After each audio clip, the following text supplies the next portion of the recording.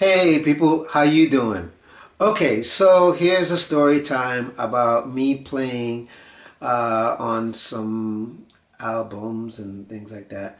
I played on a few uh, singles and albums, which by the way, speaking of supporting music, I think you should go out and support music because it keeps artists, up and alive, and also, especially myself as, as a musician, that's how, we survive, believe it or not. You know what I mean? Because the more you, as the public, support us, it's better for us, and also we get to grow our namesake, our brand, and we get to put out more content for you guys. We get to put out more music, all this other stuff. So anyways, so on to the story time.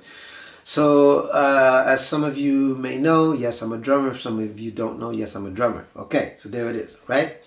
Now, so the story I'm about to tell you is I played on this one CD by a guy named Garvin Dean, which is a jazz album. Very, very good album, and it was a lot of fun, by the way.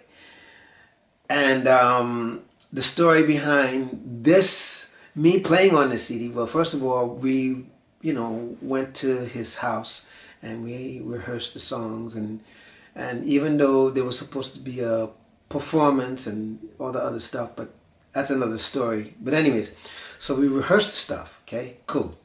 So most of it was pretty much sequenced on a keyboard, so we were pretty much following that. All right. So when I got to the studio and I set up the kit, sound check the kit, no problem, whatever. And the parts that he wanted me to play, wasn't quite what was recorded. So this was interesting because he, he took a chair and he sat right in front of my drum kit, literally looking at me and directing exactly what he wanted me to play. All right. There was one or two tunes that he let me just handle it on my own, and he was fine with that. But overall, that's how that recording went down. And as a matter of fact,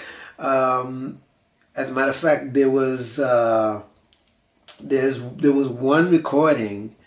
I'm trying to remember the name of the song that we did, but I can't remember. But anyways, but I remembered that particular song. I carried two different sets, so here's something interesting for you music and drum enthusiasts. So basically I had two different sets made up into one. All right. So what I did was I had a 22-inch bass drum, and I had the short stack toms that I set up, right? And the funny thing was, I had these, hi-hats that was like really beat up and dirty. And so the night before, because what I wanted to do was I wanted to get different sounds, so that each record would have its own identity in that sense. So I had these beat up hi-hats, right? And I took like a Brillo pad and I, really scrubbed the crap out of all of the dirt, the grime and whatever. Okay, cool, right? So it had this really cheesy sound, when you listen to it, right? So it was like, I don't know, how is this gonna work? You know what I mean? Anyways, so when came time to playing this one song, I decided to change up the hi-hat. So I changed up the hi-hat to that same hi-hat that was cheesy sounding. And from my ears to the sound that's in front of me, I'm thinking, man, I don't know if this is gonna work, right? Anyways, so I'm playing it, and it has like a cheesy but funky sound. But little did I know, from the recording engineer's point of view, man, it's really cutting through really, really, really well. You know what I mean? Anyways, so boom, I recorded the song, and I did the song like in 2 takes. So by the way, speaking of this one album that I'm telling you all about, most of the drum parts I did was like two, 3 takes maximum. But 1 or 2 of the songs I actually did it in 1 take. You know what I mean? But the rest was like maybe 2 or 3 that I had to do, from start to finish. Okay, it wasn't like I had to, do this in parts. No, I mean I had to play this song as a performance.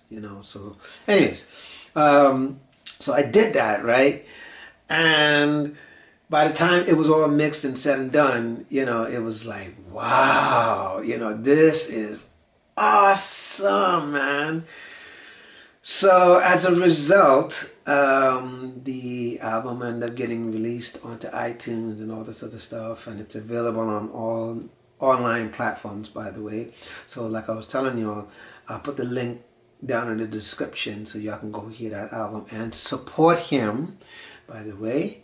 So shout out to Garvin Dean. But anyways, yeah. So yeah. Shout out to Garvin Dean, by the way. Great brother, and yeah, we had a good time. We really had a good time. It was an interesting recording process, but nonetheless, it is what it is, right? But anyways, so yeah. So I just wanted to also encourage everybody.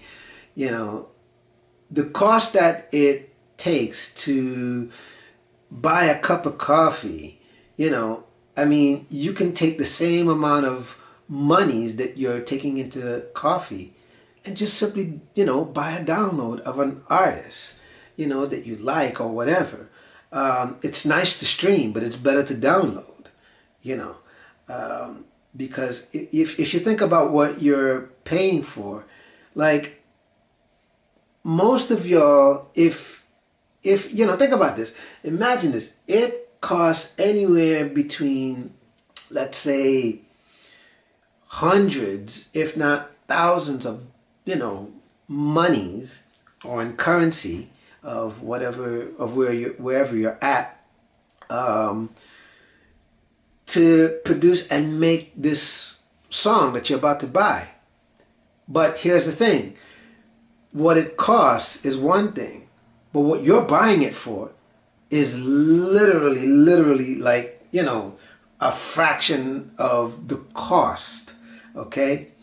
And so all it takes is for you, the public, to just keep buying and buying and buying and supporting and putting out the word, so that whatever we put into it, we would like to get back our investment. Right? And not only that, we grow as artists, but also, music on a whole, rises up. Okay? So anyway, so I just wanted to, put that out there, because that's just my feeling. You know what I mean? Anyways. Well, so, in the meantime, subscribe to my channel, hit that notification bell right there somewhere in that corner. Hit that notification bell so you can keep up with all of my videos and everything else that's going on. Share this video, like this video, and also leave me a comment. Yes, let's get a discussion going. All right? So thank you for watching. One love.